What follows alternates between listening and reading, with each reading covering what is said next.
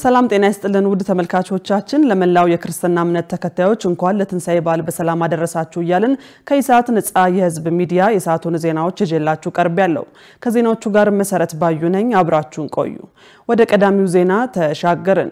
የትንሳኤን በዓል አስመልክቶ የሃይማኖት አባቶች የእንኳን አደረሳችሁ መልእክት አስተላለፉ። በክርስትና እምነት ተከታዮች ዘንድ የሚከበረውን የትንሳኤን በዓል አስመልክቶ የሃይማኖት አባቶች የእንኳን አደረሳችሁ መልእክት አስተላልፈዋል።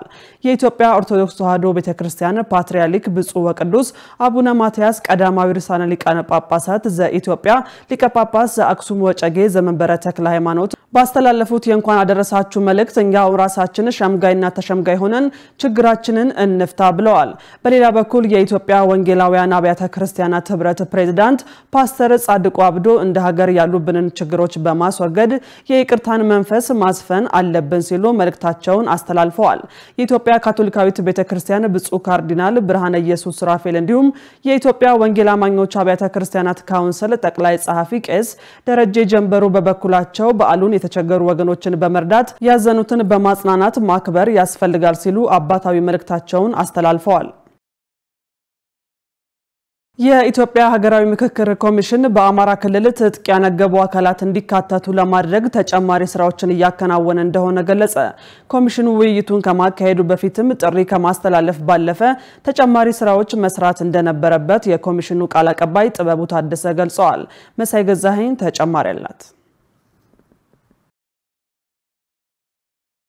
የኢትዮጵያ ሀገራዊ ምክክር ኮሚሽን በአማራ ክልል የአጀንዳ ማሰባሰብ ሂደት ከመጋቢት 27 እስከ ሚያዝያ 4 ቀን 2017 ዓ.ም አካሂዷል። በክልሉ በተካሄደው የአጀንዳ ማሰባሰብ ሂደት ያልተካተቱ 4 ወረዳዎች እንዲሁም ኮሚሽኑ ተደጋጋሚ ጥሪ ቢያስተላልፍም ሳይሳተፉ የቀሩ ታጣቂዎች እንዳሉ ይታወቃል። ይሁን እንጂ ከቀናት በፊት የኮሚሽኑ ዋና ኮሚሽነር ፕሮፌሰር መስፍን አራያ በክልሉ ከፋኖ ውጪ የሆኑ ታጣቂዎች አጀንዳቸውን ለኮሚሽኑ እንዳቀረቡ ገልጸዋል። ይህ በእንዲህ እንዳለ በክልሉ የተካሄደው የአጀንዳ ማሰባሰብ ሂደት ሙሉ አይሆንም በሚል በክልል የሚገኙ ማህበረሰብ፣ የፖለቲካ ፓርቲዎችና ከሌሎችም ትችት ቀርቦበታል። ለዚህም በወቅቱ ምላሽ ሲሰጥ የነበረው ኮሚሽኑ እነዚህ አካላት አልተካተቱም ማለት የአማራ ክልል አጀንዳ በአግባቡ አልቀረበም ማለት አይደለም ሲል በተደጋጋሚ ገልጿል። ኢሳት ይህንኑ መነሻ በማድረግ በክልሉ የሚገኙ ትጥቅ አንጋቢዎች እንዲካተቱ ለማድረግ ምን ያክል ርቀት ተኪዷል ሲል ጠይቋል። ለዚህም የኢትዮጵያ ሀገራዊ ምክክር ኮሚሽን ቃል አቀባይ ጥበቡ ታደሰ ምላሽ ሰጥተዋል። በሚዲያም በምንም የምንከታተላቸው ነገሮች አሉ።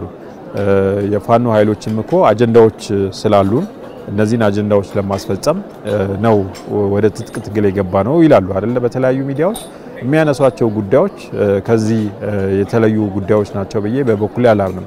ስለዚህ ለህብረተሰቡ የተሻለ ነገር ለማምጣት ታገላለሁ የሚል ኃይል ያንኑ ህብረተሰብ የሚጎዳበት ሞራላዊ ምክንያት አለ ብዬ አላምንም። ጥረቶች መደረግ መቻል አለባቸው ማለት ኮሚሽኑ እስካሁን የሰራቸው ነገሮች አሉ ወይ የሞከራቸው ነገሮች አሉ፣ ግን በዚህ ከዚህ በላቀ መንገድ ስራዎች መሰራት እንዳለባቸው ነው በእኛ በኩል የምናምነው። ስራዎች ከተሰሩ ሁኔታዎች ከተመቻቹ ግን እነዚህ ወገኖች ያልሻቸው የአማራ ፋኖ ወንድሞቻችንና እህቶቻችን ወደዚህ ምክክር ላይመጡ የሚችሉበት መንገድ ዝግ ነው ብለን አናምንም። ነገር ግን መመቻቸት ያለባቸው ብዙ ነገሮች አሉ። ምክንያቱም እነሱም ስጋት አለባቸው፣ ከመንግስት ጋር መሰራት መቻል ያለባቸው ነገሮች አሉ። ምን ቢሰራ ይሄ ውጤት መምጣት ይችላል የሚለውን ኮሚሽኑ እያሰባቸው ያሉ ጉዳዮች አሉ።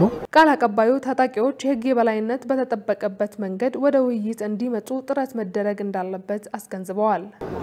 በቀጣይም በጣም ትኩረት ሰጥቶ የሚሰራበት ጉዳይ ነው የሚሆነውና ትኩረት ሰጥቶ በመስራት ለነሱ የሚያመች ሁኔታ ለሌላውም ወገን የሚያመች ሁኔታ የህግ የበላይነቱ እና ደግሞ ስርዓቱ በተጠበቀ መንገድ ማመቻቸት ከተቻለ ወደዚህ ምክክር ለመምጣት ብዙ ችግር ይሆናል ብለን በግል እንደ ኮሚሽኑ አይታመንበትም። ነገር ግን ሁኔታዎች መመቻቸት አለባቸው። እሱን ለማድረግ ደግሞ ጥረቶች መደረግ መቻል አለባቸው ነው። ምክንያቱም የቤተሰብ ግጭት ነው። በክልሉ የተካሄደው የአጀንዳ ማሰባሰብ ሂደት የጸጥታ ሁኔታው የተሟላ ባይሆንም አጀንዳዎች በአግባቡ ተነስተዋል ለማለት እንደሚያስችል ተመልክቷል።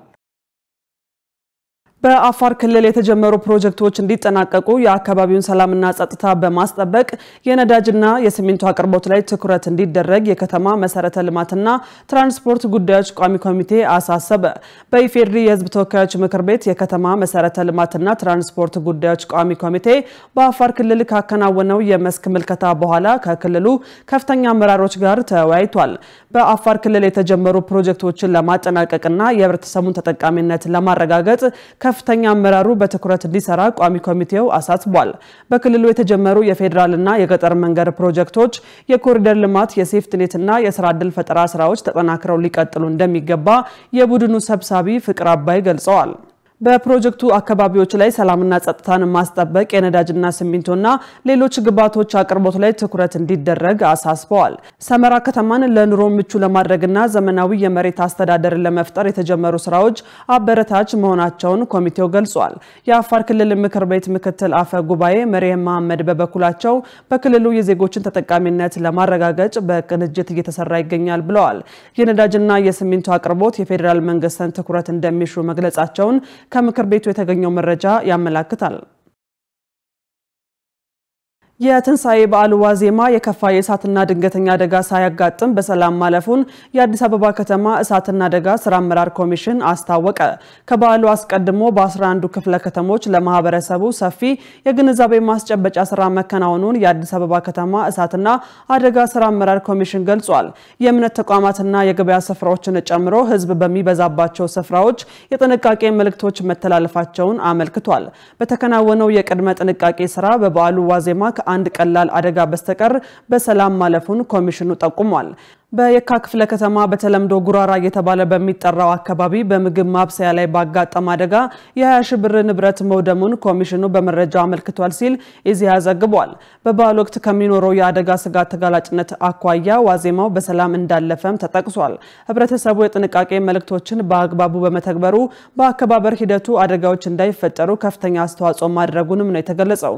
ኮሚሽኑ ህብረተሰቡ የጥንቃቄ መልእክቶችን በአግባቡ በመተግበር ላሳየው ትብብርም ምስጋና በማቅረብ የበዓሉ ድባብ ዛሬን ጨምሮ ለቀጣይ ቀናት የሚቆይ በመሆኑ የተለመደ ተግባሩን አጠናክሮ እንዲቀጥል ኮሚሽኑ ጠይቋል።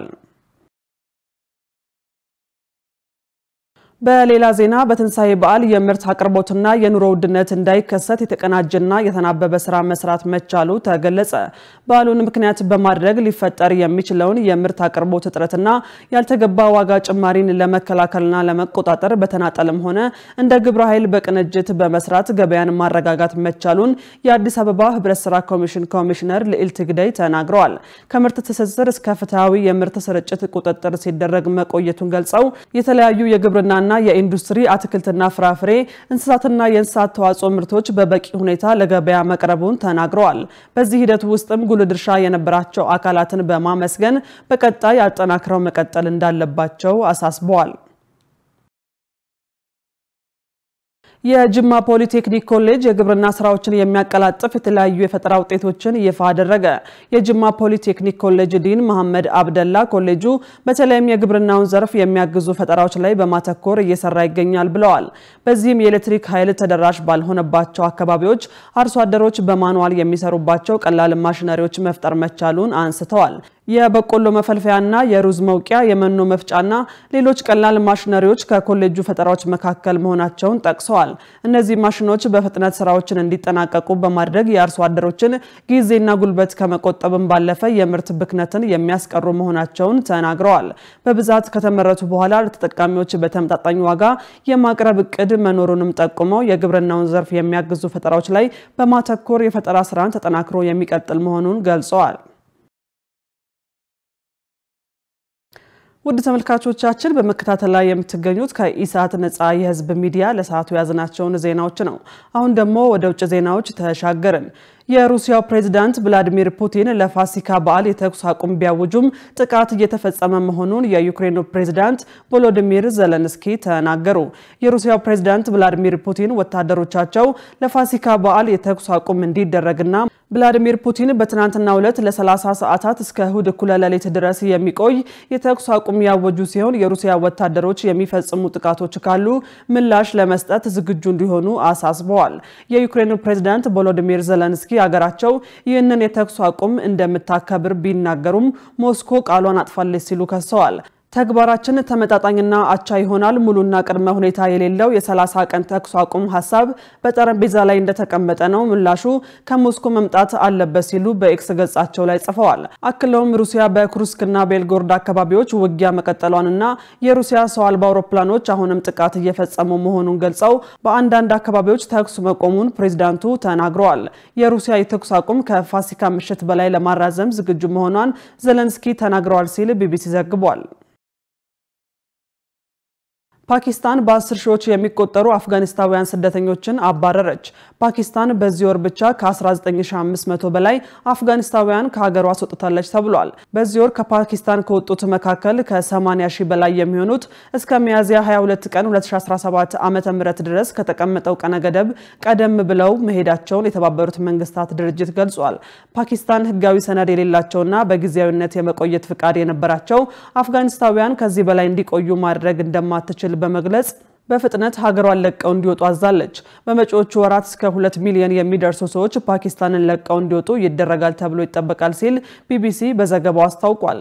ቅዳሜ ዕለት የፓኪስታን የውጭ ጉዳይ ሚኒስትር ኢስሐቅ ዳር ከታሊባን ባለስልጣናት ጋር ለመነጋገር ወደ ካቡል አምርተው የነበረ ሲሆን የአፍጋኒስታን የውጭ ጉዳይ ሚኒስትር አሚር ካን ሙታኪ ዜጎቻቸው ከፓኪስታን እንዲወጡ መደረጋቸው በእጅጉ እንዳሳሰባቸው ተናግረዋል። እንደ አውሮፓውያን አቆጣጠር በ2021 ታሊባን አፍጋኒስታንን ከተቆጣጠረ በኋላ ወደ 700,000 የሚጠጉ ሰዎችን ጨምሮ ከ3.5 ሚሊዮን በላይ አፍጋኒስታናውያን ወደ ፓኪስታን ተሰደው ይኖሩ እንደነበር የመንግስታቱ ድርጅት የስደተኞች ኤጀንሲ አስታውቋል። በአፍጋኒስታን ባለው ጦርነት ምክንያት የተፈናቀሉ ስደተኞችን ስትቀበል የቆየችው ፓኪስታን በሀገሪቱ ያለው ከፍተኛ ስደተኞች ቁጥር ለብሔራዊ ደህንነት ስጋት እየሆነ መምጣቱንና በህዝብ አገልግሎት ላይ ጫና መፍጠሩን ትናገራለች። ከሰሞኑ በሁለቱ ሀገራት ድንበር አካባቢ በጸጥታ ኃይሎች መካከል የሚካሄደው ግጭት እየተባባሰ መምጣቱ የተገለጸ ሲሆን ለግጭቱ ፓኪስታን በአፍጋኒስታን የሚገኙ ታጣቂዎች ተጠያቂ ናቸው ብትልም ታሊባን ግን አስተባብሏል። ውድ ተመልካቾቻችን ከኢሳት ነፃ የህዝብ ሚዲያ ለሰዓቱ ያዝናቸው ዜናዎች በዚሁ ተጠናቀዋል። ከዜናዎቹ ጋር አብሬያችሁ ቆይታ ያደረኩት መሰረት ባዩ ነበርኩ። ለመላው የክርስትና እምነት ተከታዮች በድጋሜ መልካም በዓል።